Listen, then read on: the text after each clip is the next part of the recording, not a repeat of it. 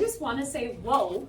Thank you all for your overwhelming support being here on our first Wednesday Wellness. We didn't know that it would be this popular, but what this tells me is that there are a lot of people in this community that are looking for answers. And so that's why we're here. And that's why we opened this clinic.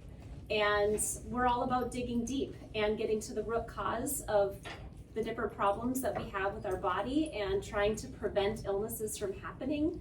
And so we just thank you. A lot of you are very familiar faces that we've already had the pleasure of meeting in our clinic. Some of you I know from outside of this clinic, and some of you have never met before, but I just want to say thank you from the bottom of all of our hearts for supporting us and being here to learn a little bit more about how you can be healthier, right? And healthy people can support each other, can support the community, and we just know that when we're all healthy, we just do a lot better in this world, right? All right, so tonight you guys are all here because you want to learn about mitochondria, right? I'm pretty sure that back when you learned about mitochondria the first time in biology class, probably in 5th grade, the room didn't get packed like this, right? Does everybody know what mitochondria is? Yeah? Anymore. Okay, so if you know what a mitochondria is, raise your hand. Okay, a little less than half. And that's okay. That's okay. That's why we're here. And we're going to talk a little bit about how mitochondrial health actually impacts our bodies. And why is this something that we're not talking more about, right? And how it can be the root cause of a lot of different diseases. So what you're looking at on this screen right here, this is a mitochondria. And not all mitochondria look the same, but this is an example of one of them. To me, it looks like a kidney bean with stripes, like a zebra kidney bean, right? And these are the cristae. We're going to talk a little bit more about what cristae are, but I just wanted to draw your attention to this beautiful picture up here. It's not just art. This is actually what we're going to talk about tonight. Okay, before we get into what mitochondria are, I want to talk a little bit about what functional medicine is. When I see patients in the clinic and we talk about what functional medicine is, maybe somebody's coming in for something completely different, let's say blood pressure, or maybe they're coming in for their functional medicine visit, their initial functional medicine visit. One of the questions I like to ask them is, do you know what functional medicine is? And oftentimes I find that people have an idea, but maybe don't really have a comprehensive idea of what functional medicine is. A lot of people get naturopathy and functional medicine confused, and that's okay. I didn't know what the difference was between the two before I went back to school for functional medicine. But I think it's important, especially since you are all sitting in our clinic, that you understand where we're coming from and the viewpoint that we take on medicine. So this is kind of an analogy that I came up with. I'm not sure if it's unique or not, if other functional medicine doctors are using it, but this is how I think of functional medicine, and I think it helps me to explain it to other people. So I'm going to share it with you. So I think of our bodies, like mind, body, spirit, as an iceberg. And usually I draw this out in the room, and I'm a terrible artist, so it usually gets a couple of laughs, but this is a nice picture for all of you. So this is everything. Like, this is your mind, body, and spirit. And there is the surface of the water, and as you know from watching the Titanic, a lot of an iceberg is below the surface of the water, right? Well, Western medicine, and your Western medicine doctors are fantastic, I'm not discrediting them whatsoever, but what Western medicine teaches us is to look above the surface of the water, okay? So we're looking at things like diabetes and hypertension and maybe depression and anxiety. When it comes to mitochondrial health, we're going to talk about different diseases that might be on the top of the surface of the water that mitochondrial dysfunction can cause, like fibromyalgia, anything that's neurodegenerative, like Alzheimer's disease, Parkinson's disease, ALS, depression, fibromyalgia, even diabetes can all be a mitochondrial disease. So we have that's sitting on the top of the water, and your Western medicine doctor is sitting on a little boat on the surface of the water looking at the diseases that it can see, right? There's nothing wrong with that. That's what they're taught to do. That's how I was originally taught to practice medicine. But what about everything that's below the surface of the water, right? So if you have diabetes above the surface of the water, your Western medicine doctor might say, okay, your blood sugar is elevated, right? If your blood sugar is over 126 2 times, that constitutes diabetes. Now we're going to talk about putting you on a medication for your diabetes, right? Maybe they put you on metformin. And then they might have you start checking your blood sugars, and they might put you on something to protect your kidneys, and they might put you on something to protect your heart. But why did you develop diabetes in the first place? Do we forget to talk about that? I find that we do. I mean, I found that when I went through traditional Western medicine training, that I wasn't prepared as a practitioner to talk to my patients about what's below the surface. And there was a lot below the surface that I didn't even know how to test.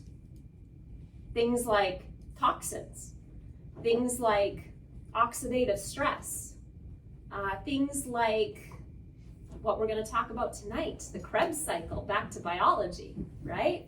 And mitochondria. So I just wanted to kind of give you an idea of how we're going to look at disease a little bit differently tonight. Now, does that mean that if you come into this clinic, we're never going to look above the surface? No. That means that we're going to look at the whole iceberg. I always say that instead of looking at it from this angle, you're looking at that iceberg straight on. So we're going to look at the top part of the iceberg, but then we're going to dive deep below the surface as well. All right, does this guy look familiar? Is it all flooding back from 5th grade biology? That is a mitochondria.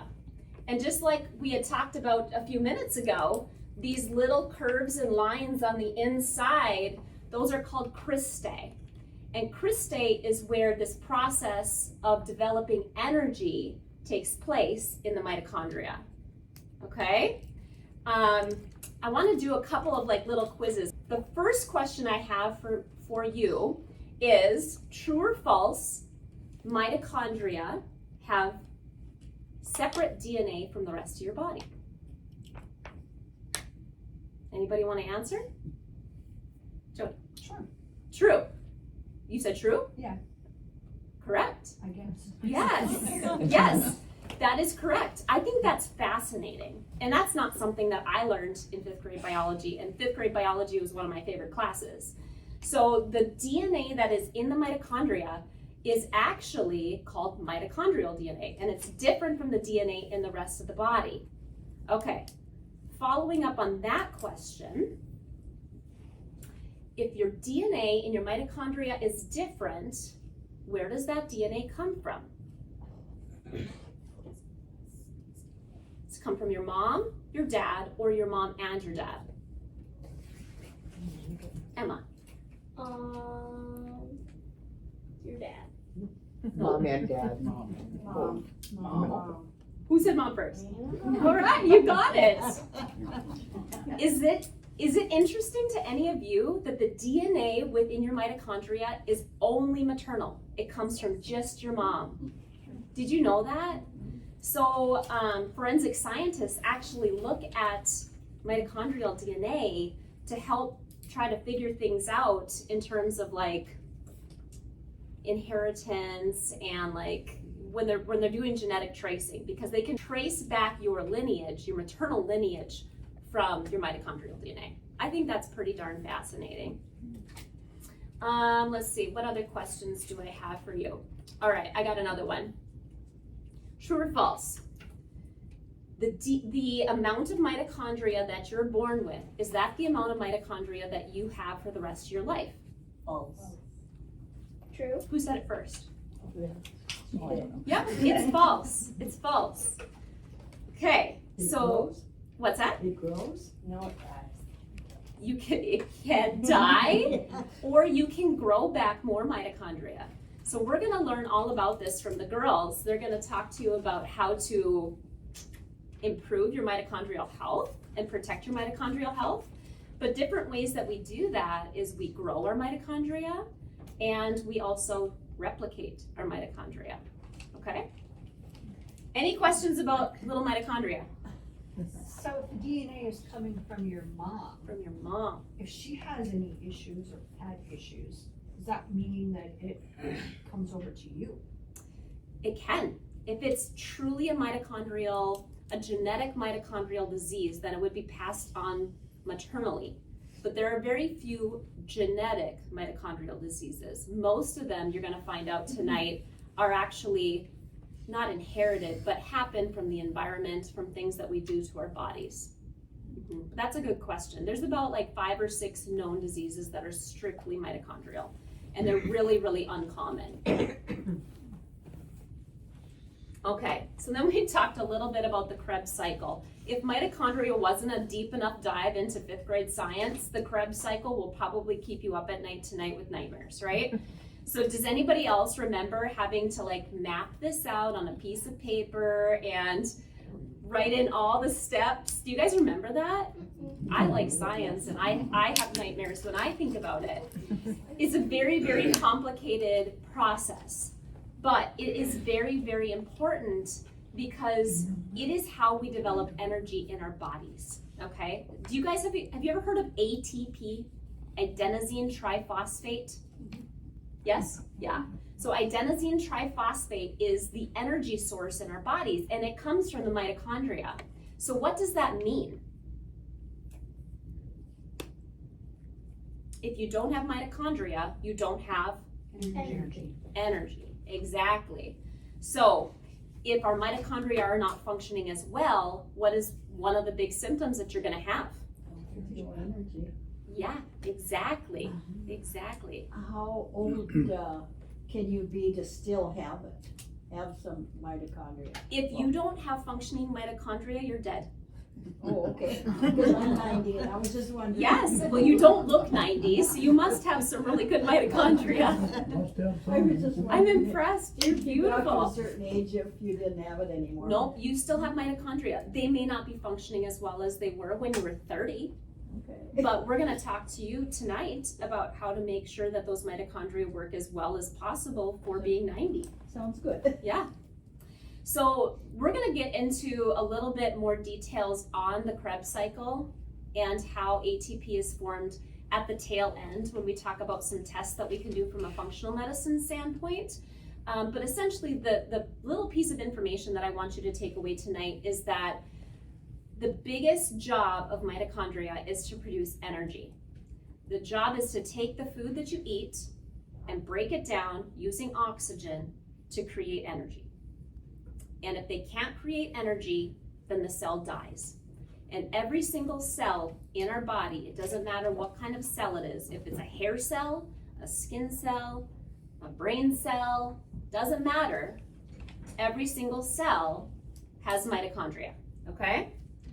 Another question for you before I go to the next slide. Does every single cell in the body have the same number of mitochondria? Yes. Okay? No. Yep, that's correct. What cells in the body, give me top 2 cells in the body that have the most mitochondria. Think about what cells need the most energy. Heart? You're close, but not top 2. Brain. Yep, that's one of them. and Skin. Nope, so you can put her name down, put Emma's name down again. So there's one left, and I don't know that you guys are gonna get this one. I might have to give you a clue, but I'm gonna give you a couple more guesses first. So think about what kind of a cell would need the most mitochondria. Digestion. Sugar? Liver? No. Digestion? No. Your kidneys. I'm gonna give you a clue. Think about, I know now. It all came to me. just by me saying think about it? It was like boom. Yeah. Think about in the womb. Wait. Reproduction. Yeah, but what kind of cell with reproduction? Because you're right on there.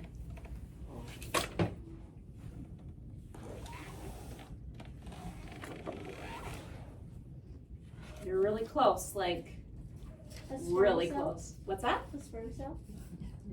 You're like really close, but not right. Egg. Yes. So the egg cell actually has over 100,000 mitochondria.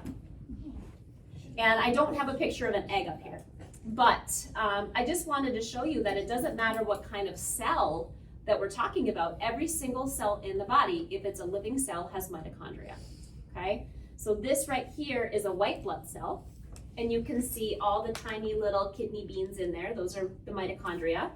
And then does anybody know what kind of cell this is? No guesses? Who said it? Yep, that's a neuron. Yep. So this was one of the most heavily dense populated mitochondrial cells, right? And then what's this kind up here? Does anybody know what kind of a cell this is up here? Look right here. Yes, who said it? Jody? Yep, muscle cell. Okay, so I think at this point you guys have kind of figured it out, knowing what the symptoms are gonna be if you have mitochondrial disease, right? Or mitochondrial dysfunction. But the most common thing that you would have is fatigue. You're gonna be tired. And who isn't tired, right? But we aren't talking about mitochondrial disease enough. And so probably most people that are walking around really tired have some mitochondrial disease. How about brain fog? Can you see how that might be a symptom of mitochondrial disease? How can your brain cells work if your mitochondria aren't working, right? Mood imbalances. Did you guys know that anxiety and depression can be symptoms of mitochondrial disease? How about muscle weakness? Can you see how that might fit? Headaches. Have you ever heard of a doctor talk about how migraine headaches are a symptom of mitochondrial disease? Because it's true. Weakened immune system. Can you see how that white blood cell that's responsible for your immune system might not be able to do its job if the mitochondria aren't doing their job? Chronic inflammation. Neuropathy. How can the nerves work if the mitochondria don't work? Sleep disturbances. Gastrointestinal symptoms, blood sugar imbalances. And then diseases like chronic fatigue syndrome, fibromyalgia, degenerative diseases we talked about like Alzheimer's and Parkinson's disease, autoimmune diseases like lupus and Sjogren's disease, and then depression and anxiety. Okay, so what is the cause of the mitochondrial disease? So Jody asked the question, well, if I get all of my mitochondrial DNA from my mom, and my mom passes on a mitochondrial DNA problem, will I inherit it? Yes. The answer is yes. But we're not really talking about the genetic mitochondrial disease tonight. That's not something that I really prepared to talk to you about because it's extremely rare, and in 15 years of practicing medicine, I've never met anybody with those. Tonight, what we're talking about is the kind of mitochondrial disease that happens when you don't eat right, you don't sleep, you don't take care of yourself, and how that starts to break down the process of the mitochondria, okay? So the two different ways that mitochondrial disease can happen is one, that adenosine triphosphate Krebs cycle that we talked about isn't happening, okay? Because we're either missing a component of it, we don't methylate appropriately, we'll get into all of that. Or the other thing is the byproduct of that Krebs cycle is oxidative stress. And when we have lots of oxidative stress is the rusting of our cells. So when it rusts our cells, it also damages our mitochondria, and then our mitochondria can't work the way they're supposed to. So there's two different ways that mitochondrial disease can occur. And we're going to talk to you about how to prevent both of those ways. Okay. You might be surprised for me to tell you that the way that you treat mitochondrial disease is to take your meds. Okay, I don't have anybody that looks shocked that you're in a functional medicine clinic and I'm telling you to take meds. Did I say take pills? No, I said take meds. So meds stands for meditation, and it stands for exercise, your diet, and your sleep. Isn't that a great acronym? Mm-hmm. Meditation, exercise, diet, and sleep. Okay. All right, this is where my girls take over. So, exercise, it's like a superhero for your mitochondria. First off, remember those mitochondria we talked about. They're like tiny power plants inside almost every cell in your body. Their main job is to create energy called APT. Their main job is to create energy that your cells need to do everything from thinking, breathing, running, and playing. If your mitochondria aren't working well, you're gonna feel tired, sluggish, and your body won't be able to heal and protect itself as well. So imagine your mitochondria are little workers in a factory. And how exercise heals your mitochondria is something called mitochondrial biogenesis. When you exercise, especially when you challenge yourself a bit, like getting your heart rate up or lifting some weights, your body realizes it needs more energy. It's like the factory owner saying, hey, we need to produce more. Let's build more power plants and hire more workers. So exercise actually tells your cells to create more mitochondria. More mitochondria means more energy production and is super helpful for everything your body does. Now, stronger, smarter workers improve efficiency. It's not just about having more mitochondria, it's about making the ones you have work better. Regular exercise makes your existing mitochondria more efficient at producing energy. They become better at using fuel, like your glucose and fats, to create APT with less waste. Think of it like your factory workers becoming more skilled and more organized so they can produce more with the same amount of effort. So, cleaner factories, mitochondrial quality control. Sometimes mitochondria can get old or damaged, just like any machinery. When this happens, they don't work as well and can even create harmful byproducts. Exercise helps your body identify and get rid of these broken mitochondria through the process called mitophagia. It's like the factory having a great maintenance crew that regularly checks for broken machines and gets rid of them, so the whole factory runs more smoothly. This keeps your mitochondrial fleet young and healthy. So how exercise protects your mitochondria? Building up defense, antioxidant production. When your mitochondria are making energy, there can be some exhaust fumes produced called free radicals. These can damage your cells, including the mitochondria themselves. Exercise actually helps your body produce more antioxidants, which are like little shields that neutralizes these free radicals. So exercise not only helps your mitochondria work hard, but it also protects them from damage. And then we have better fuel delivery, which is improved blood flow. Exercise improves your circulation, meaning more oxygen and nutrients can get to your cells, including your mitochondria. This is like making sure the factory has a steady and plentiful supply of raw materials and fresh air so the workers can do their best job. And then there's stress management, which reduces inflammation. Chronic inflammation can really be damaging to the mitochondria. Regular exercise helps reduce overall inflammation in your body. Think of inflammation as a low-grade fire in your body. Exercise helps put it out, creating a much healthier environment for your mitochondria to live in. So in a nutshell, when you exercise, you're not just building muscle or getting faster, you're actually doing amazing things on a microscope level.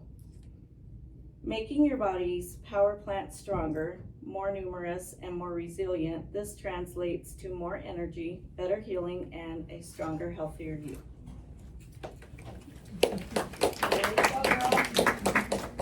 Okay, so I'm going to talk about nutrition, stress reduction, and sleep. Okay, so Jess talked about oxidative stress, and that is described as like rust forming on metal. So some ways you can combat that is by eating the rainbow. red, orange, yellow, green, blue, indigo, and violet. Anybody do that for a science fair? I got my colors wrong when I did that, so I've never forgotten it. So here's the Eat the Rainbow.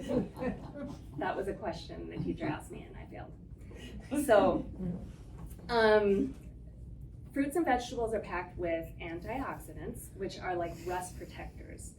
And your mitochondrial wall is made strong and healthy and flexible with the antioxidants. So that's why they kind of push you to eat better fruits and vegetables. Also, cofactors like B vitamins are like tiny spark plugs. They're helpers. She asked me what a spark plug was yesterday and I didn't know, so. I told her to bring a spark plug I know, and she I'm like, thought it was is a that- clamp. I go, is that like a battery? She's like, no, it's not. I should have just let her bring the clamp. I still don't know where it goes. I could have clamped it on something. That's why you eat healthy fats like avocados, like fish, and then, to go on to B vitamins, the spark plugs. They help to make a chemical reaction inside your mitochondria that happen smoothly and create energy. You get these from whole grains and lean meats. Then we go on to sleep. That's my favorite. I'm really good at Tell that. them if anybody wants to see the mitochondrial diet, you have it. Oh, I do. I could probably. I'll just hand this around. This is an example of the mitochondrial diet and the antioxidant packed rainbow. So when you sleep, Jessica kind of touched on the fact that as you're working through the day, you're getting the oxidative stress just as an everyday thing. So if you think of the cellular rest that kind of happens day after day, sleep is the time that you clean up the rust and repair and regenerate your mitochondria, which is how to regenerate it. It's good. The essential cofactors and the spark plugs that make energy production happen smoothly are optimized and replenished, which gets you ready for the next day. You're not just getting quality sleep, you're resting your mind. You are also actively restoring your cellular powerhouses, reducing wear and tear, and ensuring your entire body's engine is primed for optimal performance. Spark plug. Prioritize your sleep. It's as foundational for your energy and vitality as the food you eat. Lastly, stress management. Because nobody's stressed, right? I'm stressed. My mitochondria are dying right now. Just looking up here. We've discussed the impact of moving our bodies, fueling our mitochondria with optimal nutrition, and we've restored them with the quality of sleep. Now let's tackle the next foundational pillar for mitochondrial health, stress management. When you're constantly under stress, your body enters a fight or flight mode, pumping out stress hormones like cortisol. And I know everybody's heard of cortisol. Imagine your tiny energy factories, your mitochondria, being forced to run at maximum speed all the time without a break. This chronic overdrive actually exhausts them, making them less efficient at producing energy and significantly increasing that cellular rust or oxidative stress, as we discussed. It also rapidly depletes those essential cofactors, the spark plugs. It really is. You guys are coming in never gonna handy. forget it. Your mitochondria rely on. To counter this, simple strategies are incredibly powerful. Practicing deep breathing, spending time in nature, engaging in mindfulness, or taking daily walks. Tools like vagus nerve stimulators can also be explored to help activate your body's calming rest and digestive system. And if stress is overwhelming, it's vital, and if stress feels overwhelming, it's vital to partner with your healthcare provider. We might consider specific adrenal studies to understand how your stress glands are truly functioning, and if stress like adrenal fatigue are impacting your energy. Managing stress is truly non-negotiable for sustained cellular vitality and overall well-being. It's been a long day. Worst sentence Been a long at the day. end. Okay, so that's it. So I'm going to talk about some of the things that supplements, things like that, IV nutrition that we use to help with your mitochondrial health. So CoQ10 is one of them. I know a lot of you probably have heard about taking it with statins, with cholesterol medications. And they say, it'll decrease the aches, and it makes complete sense when you talk about it. It is also, they say it is the spark plug for your mitochondrial engine. It's crucial for the final steps of the energy production and acts as a powerful antioxidant. It protects the mitochondria from the daily wear and tear. So the statins may be affecting your muscles a little differently, and this is protecting those mitochondria and that. Protecting your muscle, therefore. Another one is ALA, or alpha lipoic acid. I do have a copy of these two that I can copy and send home with you if you want. ALA, L-carnitine is another one, and we have the kids' ferry boat. My kids are probably missing that Yeah. currently. Currently, right now in the tub. So the L-carnitine is like the ferry boat that transports the fats into your mitochondria so that they can burn the energy. It's essential to have enough fat metabolism, and helps move cellular waste. So you can have the cellular waste back. All of your B vitamins are enzyme helpers: B1, B2, B3, B5, B12. Particularly for older adults, NADH is a B vitamin that supplementation has been shown to improve mitochondrial function in older adults. Magnesium is a mineral that's required for making and using the ATP, and kind of your energy's currency. Vitamin D is essential for maintaining healthy mitochondrial function.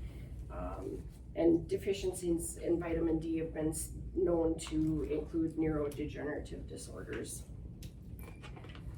Let's see, so activating your own power. So those are supplements that you can use to protect the mitochondria. Supplements you can use to activate your own power include like an NRF2, NRF1, and NAD. Yeah, and we do have some. So NRF2, it isn't a direct antioxidant, it's an activator. It's a protein messenger, and so when it's turned on, it signals your genes to produce your body's own most potent antioxidant enzymes. It acts like your internal defense system, and it's always cleaning up those exhaust fumes that your mitochondria are putting off. And protecting the mitochondria from future damage. NRF1 is about renewal and growth. So it's creating new healthy mitochondria and improving the function of your existing ones. The NAD, it's nicotinamide adenine dinucleotide. That one is naturally occurring as well, and boosting NAD levels helps the energy pathways run smoothly, I guess, and really helps with longevity genes. So really important with aging as well. Some other supplements that I was reading about: N3 polyunsaturated fatty acids. These have anti-inflammatory properties and can help support the mitochondrial function. Hydrogen-rich water increases on antioxidants and decreases oxidative stress. The nicotinamide riboside, it's also a form of vitamin B3 that supports, again, the mitochondrial health and decreases oxidative stress.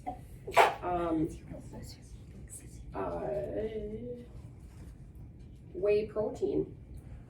I wrote whey protein party. Whey protein protein powder. Apparently we knew what I was thinking about. Especially in older adults, can decrease the oxidative stress and increase the health of the mitochondria. So on to IV therapy. So I kind of head up the IV therapy here in the clinic.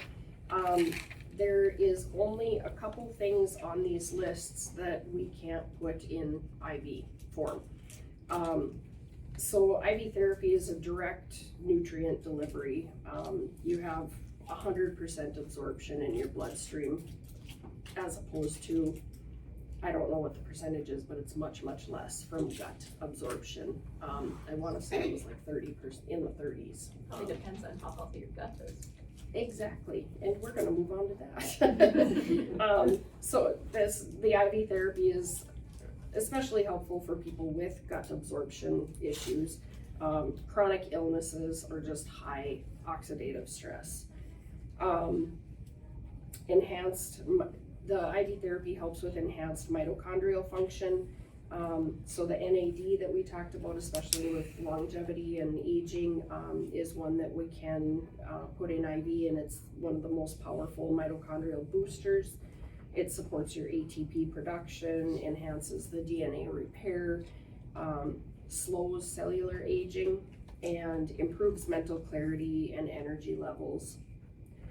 So as far as the antioxidant support, we talked about a couple of these. So the IV drips, we often use glutathione, vitamin C, and the ALA, or the alpha lipoic acid. So these neutralize the free radicals in the body. They reduce oxidative stress, and they protect the membranes of the mitochondria.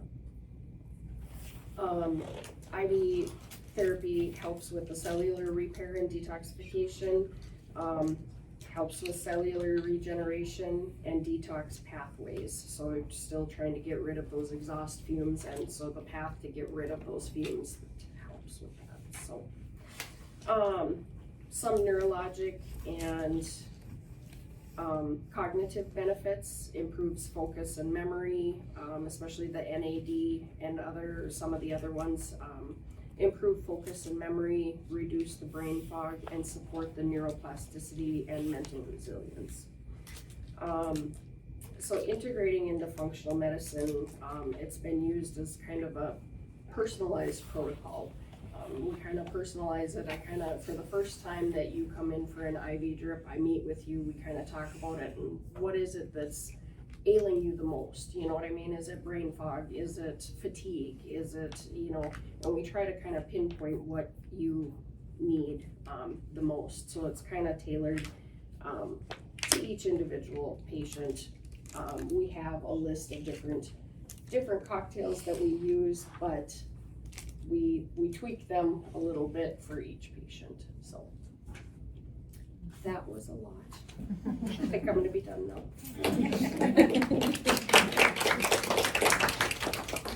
All right, let's talk about detoxification. So when you have like heavy metals, let's see what else. Heavy metals, pesticides, and molds. When those enter your body, they just wreak havoc on your body. So ways to detoxify, we can use the sauna, which stimulates your mitochondrial biogenesis. And the heat activates the regulator of the new mitochondria, which is called the PGC-1A. So when you're in the dry sauna, it's not a wet one, it's a dry one, and you sweat and you get warm, it starts activating to make new cells. So it could also be shown to increase mitochondrial function by 28% in just 6 days. Whoa. Yeah. So say you want to do it every day of the work week, that's 5 days a week. I mean, you could do anything. Like, I don't recommend sleeping in there, but like, Why not? why not? Like, okay, so then it also activates heat shock proteins, which are also called HSPs. Those repair damaged proteins, they protect your mitochondrial membrane, And they also reduce cellular stress and inflammation. Another way that the sauna benefits, it enhances your detoxification. So if you're sweating, it eliminates the heavy metals like mercury and you can tell that I don't, and lead. There you go. Mercury and lead and other toxins like BPA. So It's if just you plastics, right? BPA. basically. Yeah. So if you reduce the toxic burdens on the cells, you have better mitochondrial efficiency. Another way is it improves circulation and oxygenation. A lot of people have, poor blood flow in their legs or just poor blood flow in general. Being in the sauna can help that, and it can also help deliver oxygen to your blood cells. And it also supports ATP production. It also supports hormesis and resilience. Mild hormetic stress boosts the body's ability, and it improves resistance to future stressors and enhances cellular health. So, red light therapy. There, we can enhance the ATP production. It stimulates the cytochrome C oxidase, increasing your cellular energy or your ATP. Improved cellular respiration, so boosts oxidative phosphorylation and energy metabolism. Reduction in oxidative stress. That's a common word that you're going to be hearing. Oxidative stress is it seems to be the problem for everything. So, and if it can lower, and a reduction in oxidative stress lowers the reactive oxygen species and protects mitochondrial membranes and DNA. Mitochondrial biogenesis may promote creation of new mitochondria, enhancing energy capacity. So some neurological and cognitive benefits include increases your focus, memory, cognitive function by boosting your brain mitochondrial energy, and then tissue healing and recovery. It accelerates tissue repair for sports injuries, pain, and skin rejuvenation.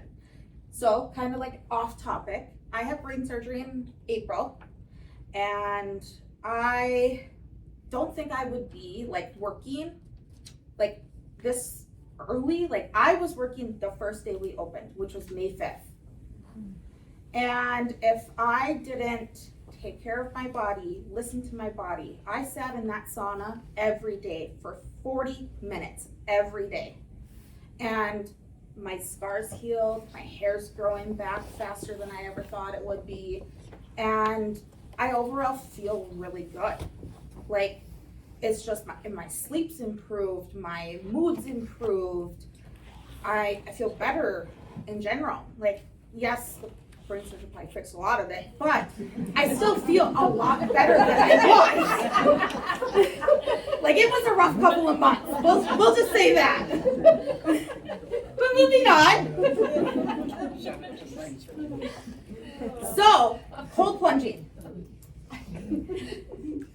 Okay, so right now I have it at about 47 degrees and it reads about 50 degrees right now. And we don't pressure you to do 10 minutes right off the bat. Some people can get 30 seconds and some people can get up to 3 minutes. I've had, 3 ladies who are up to 3 minutes? Yeah. So one of the benefits, and it stimulates mitochondrial biogenesis. So the cold also triggers the PGC-1A, and it's just creating new mitochondria for better energy. I've heard multiple of these women say that their energy levels are up from 1 to 2 sessions. It also improves metabolic efficiency, so it activates brown fat. Brown fat? Okay, it improves fat metabolism and insulin sensitivity. It also enhances mental clarity and resilience. Cold boosts norepinephrine, which improves your mood, focus, and stress resilience. It also supports brain mitochondrial function.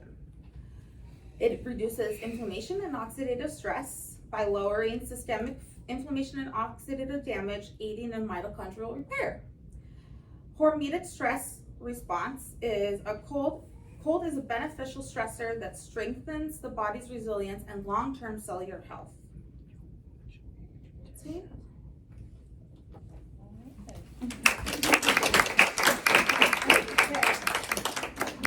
All right, so it does all come full circle. So if anything that we talked about tonight resonates with any of you, and you're wondering, well, maybe I want to know if I really do have mitochondrial disease. Like, is there a way that it can actually be tested, or do I just assume that I have it based on the symptoms? Well, you can do either, really. If you want to just assume that you have mitochondrial disease, you're probably right. I think everybody in this room has some mitochondrial disease. Then any of the things that we talked about aren't going to harm you to start doing, right? Take your meds, right? What do the meds stand for again? Meditation, exercise, diet, sleep. Yes, yes. So take your meds. It's not gonna harm anybody to do that. But if you are like, kind of like me, very black and white, like I wanna know that my mitochondrial are diseased so that I can put all of these things into place and then check it again to see if my mitochondrial are feeling a little bit better. There are tests that we can actually run to see what your mitochondria are doing and how well they look and how healthy they are. And it's called the oats test. Anybody ever heard of an oats test? Like oats, like you feed to the horse? Mom, am I right? You feed oats to the horse? like you feed oats to a horse, right? So OATS, it stands for Organic Acid Test. Now we talked about the Krebs cycle way at the beginning, right? And I told you that I would be bringing that back right at the end. Well, it's because organic acids are actually the byproducts of the Krebs cycle. And so one way that we can tell whether your mitochondria are functioning the way they're supposed to is by looking at those byproducts of the Krebs cycle. And when we see one of the byproducts spiking, then we know that there's a blockage in that Krebs cycle because it's supposed to go in a circle.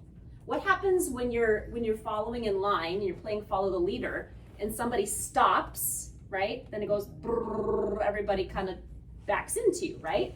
It's the same thing in the Krebs cycle. So if we see one of those byproducts start to build up, then we can go right to that point in the Krebs cycle and say, okay, this is the byproduct that's building up. There's something going on right in this stage. Maybe it's an enzyme that we're missing. Maybe it's a vitamin that we're missing. Like the girls talked about B vitamin deficiencies, CoQ10 deficiencies, a lot of those different vitamins. Depending upon the stage of the Krebs cycle that we're not progressing past, we can actually identify maybe if it's a deficiency.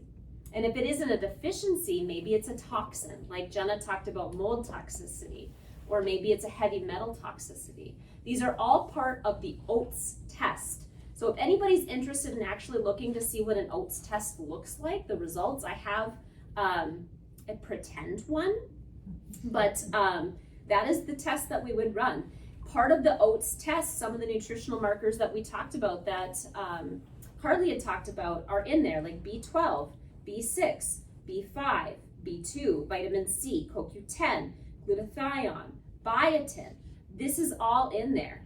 Glutathione levels, like what is our oxidative stress level? We can measure that by what are our glutathione levels, okay? So if you are somebody who's very black and white, like me, and you want to know whether or not you have mitochondrial disease so that we can put some of this stuff into place, then just schedule a visit and come in and talk to us about an oats test. All right, do you guys have any questions for any of us? None? None? What do you do with the oats test? Is it like a blood draw or is it saliva or what do you take from us to? Yeah, so it is actually a urine test. Oh, okay. Mm-hmm. Yep. And when you're doing like an IV drip, how often do people come in to do those? Anywhere, like up to 2 times a week or weekly, every other week. I mean, anybody can do what they wanna do. I wouldn't recommend it more than twice a week. The NAD, I wouldn't recommend it more than once a week. The NAD is a long infusion, The you should know NAD is a too. long infusion. A half dose is 2 hours, a full dose is 4. Yeah, and the other, any of the other ones are only about an hour. The pills that we passed around are very, very effective. A really nice way of doing it, if you wanna feel better like now, is to get the IV like Carly said, and then maintain it by taking the pills. That's, I think, a nice way. What other questions do you guys have? I can kind of give a testimony about the sauna. Yeah. So I have autoimmune disease and I came to see Jessica because nothing has been working. And we did a bunch of stuff, but and I also at the time had gotten bronchitis. So, and I can't be on antibiotics because I'm on methotrexate for my autoimmune disease. And I used the sauna 2 times. The first, and I couldn't tell right away, but in like 3 days I could feel it breaking up, like the bronchitis, and I was like sick. And it worked. I think it worked great. Our sauna is a little bit different than most saunas. Ours is a salt sauna. It's called a halo sauna. So there's multiple different settings on the sauna. What? Nothing, I'm just so proud. I'm so proud of you too. So you can do, like, you can't do high heat levels and the salt at the same time, because what happens when you sweat? Salt goes right to the sweat, right? So when we're talking about the detoxification, we're talking more about like the high heat intervals. So you can, when you come in, like that's why Jenna is so good at talking to patients about the benefits that they're looking to get out of it. So if you're here because you want to do mitochondrial health, she might talk to you about more of the high heat levels. Whereas, like you were talking about more of a bronchitis, we're going to use more salt for that because the salt actually goes into the bronchioles and helps to break up some of that mucus and can even kill off viruses and sometimes bacteria and molds. So pretty incredible. And then what you used was the high dose salt, right? Mm-hmm. So we have high dose salt to use when somebody's sick. My son had influenza in March, I think, and in April, we were working in here one evening and he was coughing. He had been coughing for a month and just coughing. I finally said, strip down to your underwear and get in that thing. And we put him in there. He didn't cough again. Not at night, it helped him kick that cough really, really quickly. And what's the time frame on something like that when you go into the sauna? It's a 40-minute session. 40 minutes? Yeah. Yep. And he only made it 30 minutes. He's 10, 11, so he didn't make it the full time just because he lost his train of And then thought. if you bring a friend, it's just 20 extra. People are bringing their friends and just having chit chats. Yeah, exactly. It just flies by for them. So Carry hockey mom night.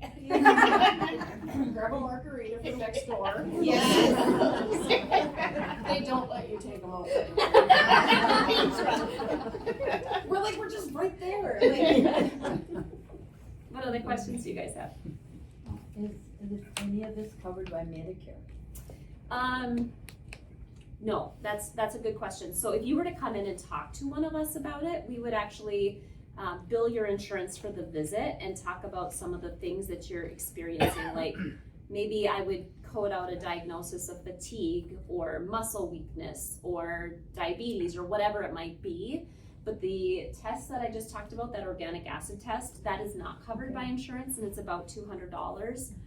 It's always kind of fluctuating the price because I don't set it. A company called Rupa Health sets it, but that would not be covered by Medicare. And then obviously like the meds are, not terribly expensive. Right, and then the pills that we passed around, those are not covered by Medicare. I believe you can use your HSA. Yeah, that's what I was gonna say. I Yep. think you can use your HSA if anybody has HSA. And we do, for anybody that some of these things like the sauna, cold plunge, if that's not affordable for you, we do have care credit also. which you can apply for and use for those treatments. And they have, is it a 12 and an 18-month 0% financing? Yeah. Other questions? Jenna talked about using the sauna, 40 minutes. Yep. Okay, how's that cold plunge coming? What do you mean? What do you You mean? said how good it is. She's waiting for you, Gina. Hey, I have to get clearance. Sorry, I can't do it. She's been waiting for clearance for a long time. I'm waiting to do it, and I am gonna do it soon. I'm pretty excited about it, so I just haven't been able to. It's amazing. It feels so good afterwards, you guys. Like, it's not fun in it, I'm not gonna lie. Like, nobody enjoys being in it. But the rush you get, Afterwards, the you feel rush really you good. get is just what keeps the people coming back, honestly. And I guess I just started helping Jessica and the ladies here run the clinic and stuff, and they don't know that I'm Jessica's mom. And just hearing their comments when they come out of how they love the sauna, how they love the IV therapy, how they love all the items that they have here for you ladies. And gentlemen. And gentlemen, I'm sorry. And gentlemen. There's a lot of guys that go in with their wives. Yeah. There is. So, Um, if you have high blood pressure, you can't do it, right? Which Cold- one? The cold plunge. Yes, that's correct. Yeah, that's what I thought. It depends on if your blood pressure is controlled or not. If your blood pressure is controlled, you can do it, but if Okay. it's uncontrolled, we should not. Okay. We should get your blood pressure under control first. How about the sauna if you have high blood pressure? You can definitely use it if you have high blood pressure, but we would have to be cautious. Meaning, like, there are certain medications that can make you dehydrated, and then if we put you in a high heat environment, we don't want you to get dehydrated. But oftentimes Jenna's really good about giving you a bottle of water or two when you go in there. And the salt one, you don't get real hot. No, the salt one you don't. That one doesn't get above 88 degrees, so there wouldn't be any contraindication there. What else? The salt one then is you can use it for autoimmune Yes, issues. Okay. yes. Okay. And if you're on medications for autoimmune, that's not gonna, That's not a contraindication. okay. I read something about the cold plunge that women actually should not cold plunge quite as cold as men. Have you read that? So Yeah. that's kind of where I kept the temperature at. I kept it for the women's range because I have heard that and I've read about it. I don't really know why, but I kept it up at that range. You actually can't go below like 45 degrees, and I have it at 49. So I think right now there's a lot of science that's constantly evolving. There's a lot of new literature coming out. So just like you said, I've seen some of that information, but then I've seen like opposing information as well. Everything that I have seen is like 50 is kind of like the best of both worlds for men and women. So that's kind of like Jenna said, she keeps it right around there. The cold plunge, there is some interesting articles to read too about insulin resistance and even some diabetic men and women. It seems to have been working for men better this way, but having their insulin dosages going down, their insulin resistance improving. By doing it regularly. Yeah. Wow. We had, when we did our open house, we had a gentleman come through that said he was able to get off of one of his diabetic medication by doing it. But on a regular basis. Right. Yeah. Do you have an age limit on the cold plunge in the sauna? Yeah, so what did we write in our policy? I believe they have to be 16 or older. To be independent, but I think but if you came with, parents can sign for them. we have a pediatric waiver that you could sign. We just don't want them in there and like having a drowning issue. So they would need to be supervised. Yeah. At a certain age. Anything else? How about contrast showers? Let's say you live hour, 2 hours away. I used to do contrast showers, so would that work too? So I think, I would have to look at this, it's the same science. Is it apples to apples? Not exactly. It's like apples to oranges because you're not decreasing your body temperature the same way, but you're still getting that same contrast, right? Just to a lesser level. So I think, like you said, you live a long ways away, and if you can do that, it's better than doing nothing. You just need to bring one of the troughs up and fill it full of water. I got enough of them. I'll take one.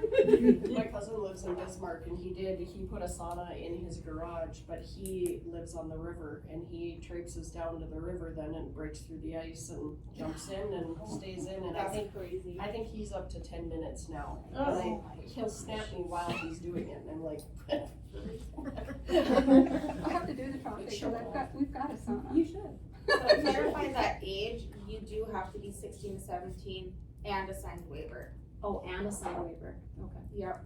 I just don't think they think it's not suitable for kids under that age. It's probably just not been studied. Cause I can't find anything of it. I mean, I know of people who cold plunge with their kids, but we'll go with your policy. Thank you. I worked very hard on it. Anything else? All right. Well, thank you guys all for coming. I hope you learned at least one new thing. All right. We plan to do these. Oh yeah. Do you want to drop? Yeah. We plan to do these the third Wednesday of every month. So Yeah, this is you're the up. last one.